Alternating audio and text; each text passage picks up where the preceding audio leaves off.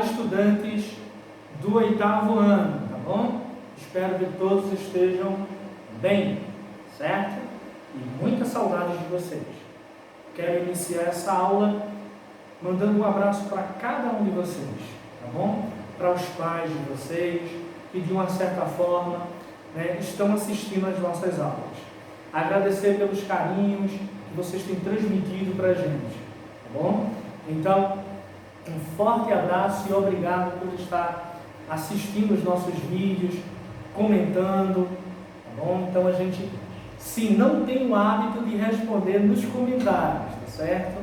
Então a forma que eu encontrei, tá bom? Sem citar nome, de mandar essa recompensa para cada um de vocês, dizer, olha, estou sim lendo cada um dos comentários de vocês e o nosso muito obrigado, tá bom?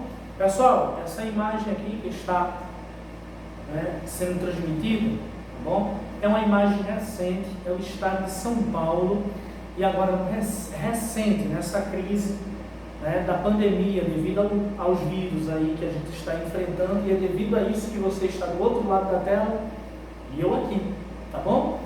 Eu achei essa imagem aqui muito interessante porque tem tudo a ver com geografia. E tem tudo a ver com a temática que a gente vem trabalhando, que é sobre regionalização. Regionalizar para quê? Qual é o objetivo de regionalizar?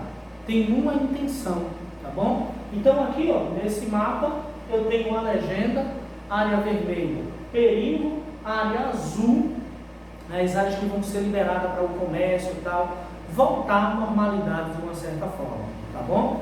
Até então não tem nenhuma área azul. Certo? Eu tenho aqui a área laranja e amarela, tá bom? Cada área dessa aqui, pessoal, é o que a gente chama de região, tá bom? Então, o estado de São Paulo recentemente foi dividido em regiões. E qual foi o objetivo? Qual foi a intencionalidade? O que obrigou a regionalizar? O vírus, tá bom? E como é que eu irei regionalizar o estado de São Paulo, levando em conta o vírus, a pandemia? Áreas com maior índice de contágio e área com menor índice de contágio, tá bom? Regionalização.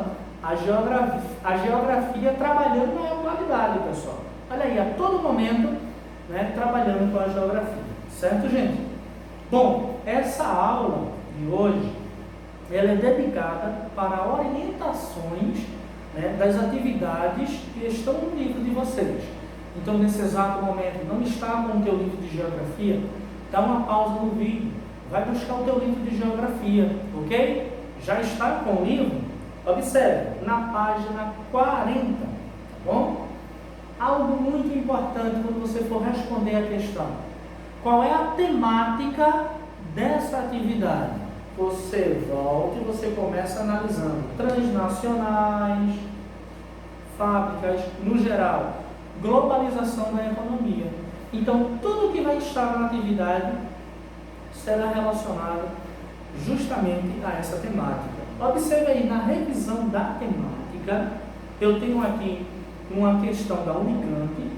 Ele diz: faz cerca de 20 anos que globalização se tornou uma palavra-chave para a organização de nossos pensamentos no que diz respeito ao funcionamento do mundo. A palavra globalização entrou recentemente em nossos discursos e mesmo entre outros progressistas e esquerdistas do mundo capitalista avançado, palavras mais carregadas politicamente passaram a ter um papel secundário diante da globalização. A globalização pode ser vista como um processo, uma condição ou um tipo específico de projeto político. Ou seja, o que ele fez aqui nesse texto nada mais, nada menos do que passar duas informações. Dizer um dos conceitos de globalização e o outro afirmar que globalização não é um termo atual, algo que eu já venho dizendo nas nossas aulas, certo? Na letra A, identifique uma característica política e uma cultural do processo de globalização. Você vai justamente fazer esse tipo de orientação. Política, diminuição dos poderes. A partir de agora eu não tenho rei. Eu, a partir de agora, estou compartilhando poderes. Observe que tem presidentes se comunicando com outros presidentes e assim por diante. Esse é um dos exemplos que vocês podem citar. E cultural. Observe agora que a nossa cultura, o nosso país, ele não é um país fechado. A gente está compartilhando de outras culturas, tá bom? Isso é nada mais, nada menos do que uma consequência da globalização. Observe, por exemplo, as séries de TV que vocês geralmente assistem, tá bom? Não é da nossa cultura, né? Mas de um tempo para cá, começamos a inserir nossa cultura, mas a origem é de outro país, certo? Então é isso que vocês vão responder justamente nessa questão. Ok, oitavo ano? Na letra B, quais as principais críticas econômicas dos movimentos anti-globalização? Veja só, são movimentos que são contra o processo de globalização. E em que eles se fundam? Em que eles estão firmados? Aí, por exemplo, como principais bandeiras dos movimentos que são contra a globalização, estão as críticas ao modelo neoliberal. Lembra do neoliberal? O Estado começa a perder poderes e as indústrias, principalmente transnacionais, começam a ganhar poderes. O Estado, ele, de uma certa forma, fica ausente e quem começa a operar são as grandes empresas. Lembra que eu falei na sala de aula e alguns alunos perguntaram, mas como assim? O Estado, ele tem o dever de oferecer para você, cidadão, saúde, segurança, educação e alimentos. Quando vem o sistema liberal, o que é que acontece? O Estado, ele diz, opa, estou saindo. E quem é que assume todo esse papel? O hospital particular, a escola particular, a segurança particular, ou seja, as grandes empresas. Ok? Isso é o sistema neoliberal. Um outro ponto que você pode destacar, a geração de desigualdade entre as economias. Então, segundo esse movimento antiglobalista, eles afirmam que o sistema de globalização aumentou a desigualdade no mundo, tá bom? Então, esses aqui, eu citei apenas 2 exemplos.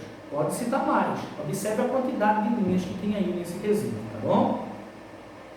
Eu tenho um segundo quesito. A terceira revolução industrial ou a revolução técnico-científico-informacional, né? Lembro que dei sim essa aula aqui nas aulas virtuais. Começou a tomar forma no final da Segunda Guerra Mundial, mas os seus efeitos têm se manifestado em todo o mundo de maneira mais intensa nas últimas 3 décadas, tá bom? 30 anos para cá, a gente começou a sentir o efeito desse movimento industrial. Sua repercussão atinge um conjunto das atividades econômicas, as relações sociais e as relações entre a sociedade e a natureza. Até então, eu não sei o que ele quer nesse quesito. Ele só passou para mim informações, certo? Tomando como base a leitura do texto, agora sim, e os conhecimentos sobre a atividade industrial, cite os principais efeitos positivos e negativos provocados pela revolução técnico-científico-informacional, tá bom? Então você vai colocar aspectos positivos, isso, tá bom? Negativos, aconteceu isso, acontece isso, tá bom? 3 exemplos para cada um desses pontos de vista. Ok, pessoal? A gente tem aqui um dos exemplos para o efeito positivo. Avanço no sistema de telecomunicação e transporte. Ok? Positivo. Hoje, basicamente, a gente conseguiu eliminar o que a gente chamava de distâncias territoriais. O que é distância hoje? É relativo. Né? Qual é a distância de São Paulo para Pernambuco? Você pega o mapa, utilizando justamente a escala que está no mapa e uma régua, você tem uma aproximação legal, tá bom? Mas é muito distante, é muito relativo. Antes, de Pernambuco para São Paulo, 3 dias, utilizando as rodovias. Hoje, 4 horas. Tá bom? Então, por isso que a gente chama, é relativo. Certo? Um exemplo de efeitos negativos: desempregos de milhões de pessoas em todo o mundo. Lembra do desemprego estrutural?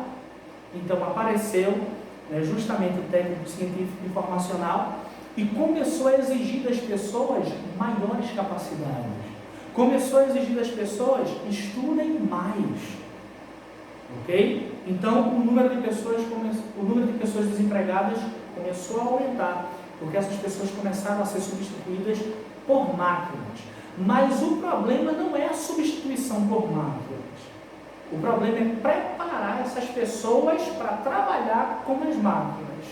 Tá bom? E para preparar essas pessoas, a gente precisa ter um sistema educacional, próximo do perfeito. Ok, pessoal? Seguindo, na página 42, terceiro quesito. Particularmente eu amo essa questão. Certo, pessoal? Eu tenho também na Unicamp, tá bom? A imagem abaixo ilustra o encolhimento, observe, encolhimento está entre aspas, o encolhimento do mapa mundi. Tá bom? Graças a inovações de transporte que aniquilam o espaço por meio do tempo. Tinha afirmado anteriormente. Então, observe, o mapa mundi, lá no topo, imenso, último, olha só como ficou pequenininho. O mundo encolheu? Não, ele está dando uma mensagem aqui. Aí ele pergunta aqui, na letra A, de acordo com a imagem e o texto, qual é o significado da expressão encolhimento do mapa do mundo? Qual é o significado dessa expressão? Ele está querendo dizer com essa imagem aqui, com esse termo, é que a partir de agora a gente pode navegar pelo nosso planeta cada vez mais independente e com uma rapidez, que até então era inacreditável. Certo? Prova disso é nossa situação atual. Observe que um vírus que aconteceu no outro continente, no continente asiático, para ser mais específico, dentro de semanas chegou aqui no continente americano. Isso devido ao quê? A constante migração, o constante transporte de pessoas e assim por diante. E outra situação muito interessante que a gente analisa em geografia é que para você conhecer o mundo não é apenas você sair de um local fisicamente e ir para o outro, certo? Mas é o conhecimento do mundo. É o que a gente está fazendo justamente agora. Conhecer o mundo através dos livros. Então o mundo ele ficou menor, ficou encolhido, porque agora a gente tem uma quantidade absurda de informações. A gente antes estavam trabalhando com informações que eram dias, meses. Hoje a gente está trabalhando em um nível de informação segundos e milésimos. Ok? Então esse mundo ele encolheu com relação a isso. Certo? Na letra B, relacione o uso dos barcos a velas com as mudanças na cartografia e no conhecimento geográfico da Terra no início da Idade Moderna. Ok? O uso do barco a vela, sobretudo as caravelas e de velas latinas, no início da Idade Média, possibilitou viagens mais longas e ultramarinas. Ok? Mesmo com a tecnologia que hoje a gente considera tecnologia do passado, lenta demais, tá bom? Barco a vela, muito lento, mas tem um fator positivo, ecologicamente correto, tá bom? Mas para o nível que a gente está aqui de conhecimento, para o nível de transporte que a gente precisa, é um transporte ultrapassado. Mas para aquele período ali, esse transporte a qual a gente distingue hoje como ultrapassado, foi de suma importância, para descobrir o que eles chamaram de novo mundo, tá bom? Para exploração e assim por diante. Na letra C, além das locomotivas e barcos a vapor, cite um outro meio de transporte introduzido entre 1850 e 1930. Então você vai pegar esses dois períodos aqui e você vai citar exemplos que surgiram justamente em 1850 e 1930. E você vai citar justamente aqui, tá bom, pessoal? Vamos seguir? Então aí, ó, tá rápido, dando pausa, tá bom? Então agora a gente vai seguir para a próxima atividade que está na página 53. Na página 53 já havia discutido sobre essa questão. Observe a charge abaixo e faça uma reflexão sobre a mensagem. Observe que eu tenho uma tirinha, né? Então a menininha, observe que ela está assim, ó, com o dedo indicador, e ela diz: olha só, um patrão, né, faz esse sinal e milhares de pessoas estão na rua desempregadas. E aí ela começa a utilizar. Então eu também tenho poder, ok? Mas observe que nessa figurinha aqui ela não entendeu qual é o poder dessa indicação, tá bom? Aí ele afirma justamente aqui, observe a charge abaixo e faça uma reflexão sobre a mensagem. Então você vai ler essa tirinha e uma resposta pessoal é o que você vai colocar. Na segunda questão, a respeito das empresas transnacionais, marque a alternativa correta. Então aqui eu tenho 4 alternativas, você só vai marcar uma. Com relação ao que, professor? As empresas transnacionais, tá bom? Na terceira questão, na economia globalizada atual, as transnacionais inspiraram o termo fábrica global, devido à disposição das etapas de sua produção ao redor do mundo. Explique essa fase e dê exemplos. Então lembra das fábricas globais? A partir de agora, uma única fábrica ela não vai fazer um único produto, tá bom? Uma fábrica de carro, um exemplo clássico, tá bom? Ela não vai fabricar todas as peças do carro. Ela vai começar agora a entrar em associação com outras fábricas, né? A fábrica de vidro, pneu, parte dos motores, né? Tintas e assim por diante. Então é justamente isso, essas fases que você deve explicar, tá bom? A quarta questão, pessoal, você vai utilizar a letra V para verdadeiro e a letra R para falso. E aí você vai ler essas sentenças, né? E você vai descobrir realmente essa sentença, essa afirmativa, ela procede. Se proceder, V. Caso não, F. Ok? Leia com atenção, pessoal, é muito importante ler. Né? Já comentei com vocês nas aulas, muitas vezes as questões elas tornam-se difíceis porque vocês não estão concentrados, tá bom? A partir do momento que você se concentra, você se pergunta: o que eu irei fazer agora? Né? Estudar, responder. Né? Você vai notar que as questões elas estão fáceis, tá bom, pessoal?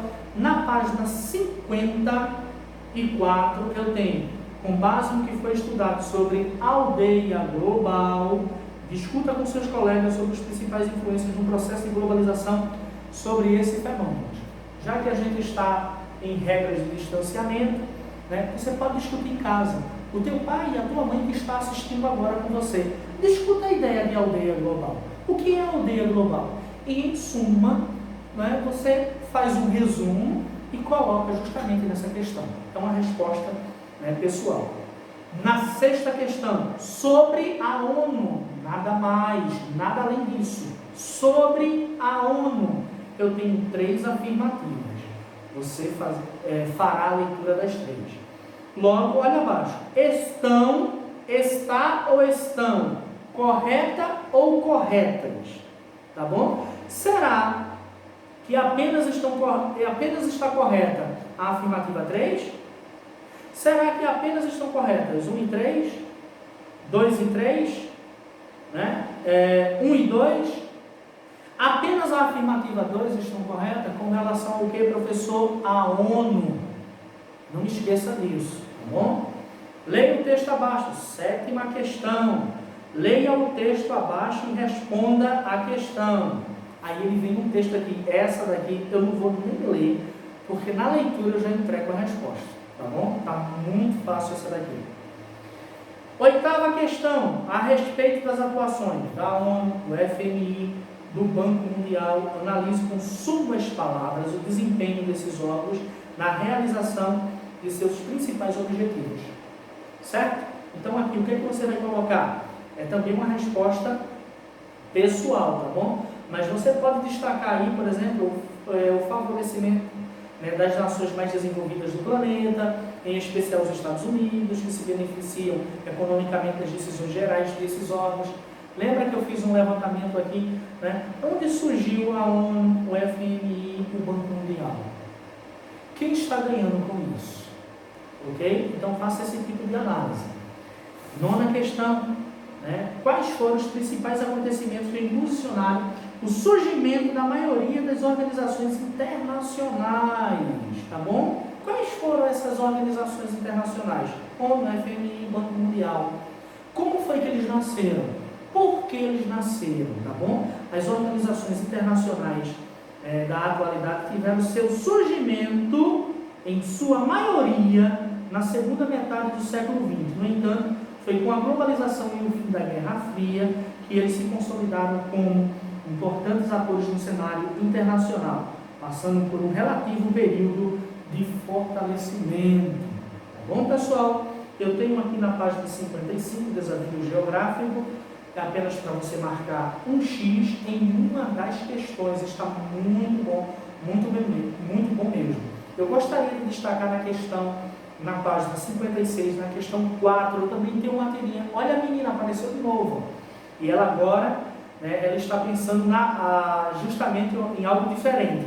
Apareceu uma cadeira, ela subiu na cadeira, fez dessa humilde cadeirinha, faço o emotivo pela paz mundial, faz o discurso dela. Ela saiu da cadeira e em suma o texto diz: a cadeira não vale nada, embora as instituições. Tá bom? Faça essa análise aí. Aí marca uma dessas questões. Tá bom, pessoal? E também na página 57 tem a continuidade dela. Tá certo? Vamos para outra orientação, que é a orientação final, que está na página, justamente na página 63, eu tenho sobre os blocos econômicos. Responda o que se pede a seguir. Defina blocos econômicos. Você vai dizer o que são blocos econômicos. Tá bom? Na letra B, quais as principais vantagens para um país ao optar por fazer parte de um bloco econômico? O que um país ganha quando faz parte de um bloco econômico? Certo, pessoal? Segunda questão, explique a principal diferença entre uma zona de livre comércio e uma união aduaneira. Quando você coloca o que é a zona de livre comércio e o que é união aduaneira, você já colocou a diferença das duas, entre as duas, tá bom? No terceiro quesito, entre uma zona de livre comércio e um mercado comum, qual apresenta o maior nível de integração entre países membros? Justifique, você vai dizer aqui. Quem tem o maior nível de integração com os países membros? Livre comércio ou mercado comum? E dizer por quê. Tá certo? Quarta questão. Está muito bom, pessoal. São questões muito boas. Essa atividade de vocês, ela tem fim na página 63. Bora agora para a nossa última orientação das atividades, tá bom?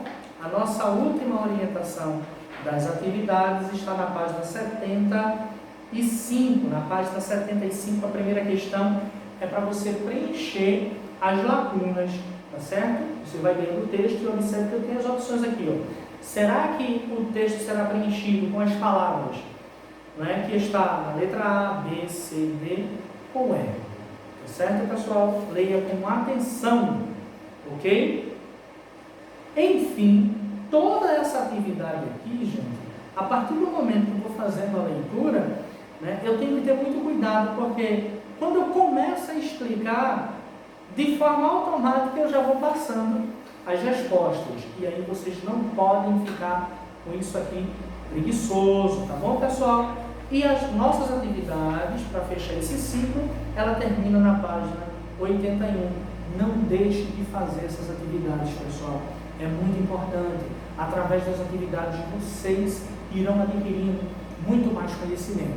Tá bom? Fico por aqui, fiquem na paz e não percam a fé.